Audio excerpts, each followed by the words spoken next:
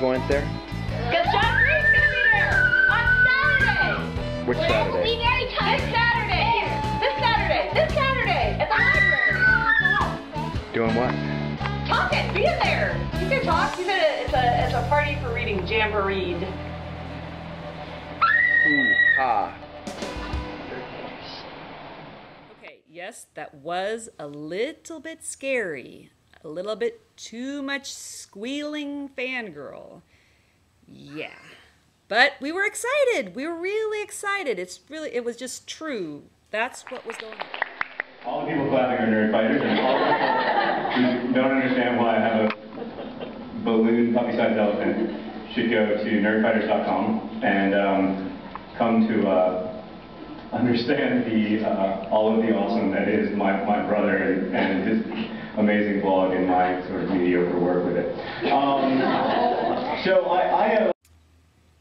So, that was cute, wasn't it? John fluffing up his hair in, nervousness as he's speaking to us. It was kind of funny. I also appreciated the reference to nerd fighters. There were several nerd fighters in the crowd besides Ellie and I.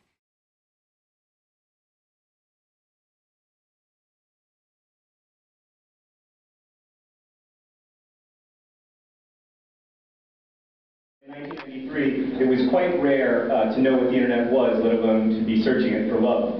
And cyberspace had a very different look and feel back then. That's important to note. It was just gray letters on a black screen. In forums, we all used our real names, first and last. So for 3 years, Marie Fonzillo and I talked online for hours. Until CompuServe hired us as moderators, our conversations cost our parents a combined $500 every month.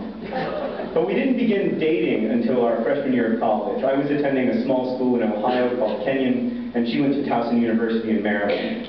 By that time, most people had email addresses. Marie and I were both tech-savvy enough to figure out a way to chat live through the email servers of our schools, although what we were doing was illegal and it cost the schools a ton of money in bandwidth. I had her phone number by then, and I called her one October morning and asked if I could come visit her over my fall break.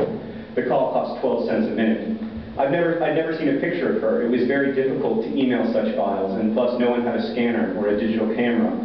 And she had never seen a picture of me. By then, though, I was so in love with her that it hardly mattered that she turned out to be beautiful.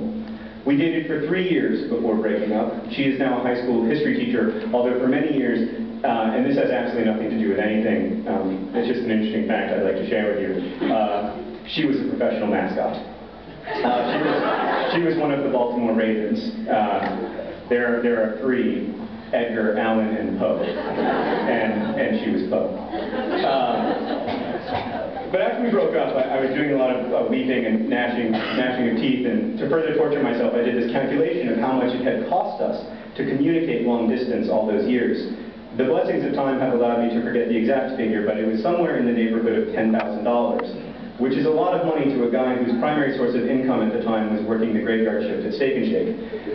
Today, what would it cost us? Long distance calls are free.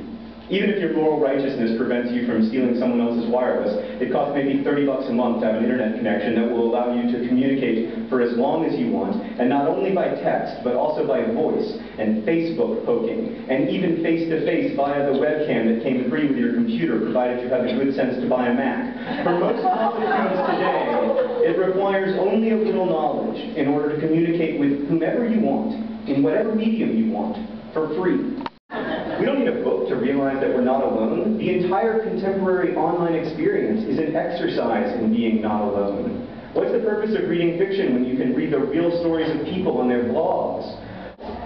I'd answer this first by saying that books care about you in a way that people just can't. They don't tire of you, even if you tire of them. And the best books know your secrets in a way that other people simply can't.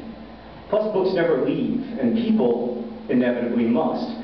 As the narrator of An Abundance of Catherines, my second novel, puts it, all romantic relationships end in either breakup, divorce, or death. I remember after Marie and I broke up, I was over at my writing professor's house. I was a junior in college. This professor, he was like a character in a noir mystery novel. He was very gruff. All his dialogue was clipped. He was a little bit mean, but you still liked him. And for some reason, I started talking about how much I missed missed Marie, and I started to cry. The reason, by the way, might have been that this professor, who I like a noir mystery character, liked to drink and like to share that bounty. But he said, I was complaining, I was crying, weeping, and he said, Green, I don't have time for this kind of crap. And then eventually he stood up and he walked over to me and he put his hand on my shoulder and he said, it hurts because it mattered, kid. It hurts because it mattered.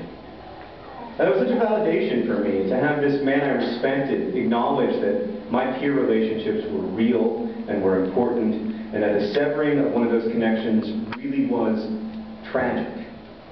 So often adults have this way of trivializing the emotional experiences of high school and college students. Someday you'll look back on all of this and laugh. One day you'll be grateful you didn't end up with her.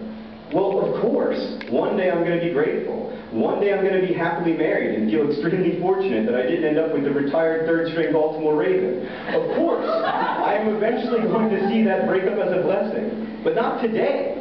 This is happening. This girl broke up with me. I loved her. None of this had ever happened to me before, and then it happened, and it cost us thousands of dollars to bridge the miles between us, but we did it because we loved each other, and then she just didn't anymore, and why will no one acknowledge how impossibly painful and hard that is? If I remember right, where John was heading with that was to say that, I guess, books can provide validation for those feelings when people often don't. Anyway, it was a great talk. I only filmed, obviously, parts of the talks, and obviously this video is very late compared to when the event actually was a few months ago.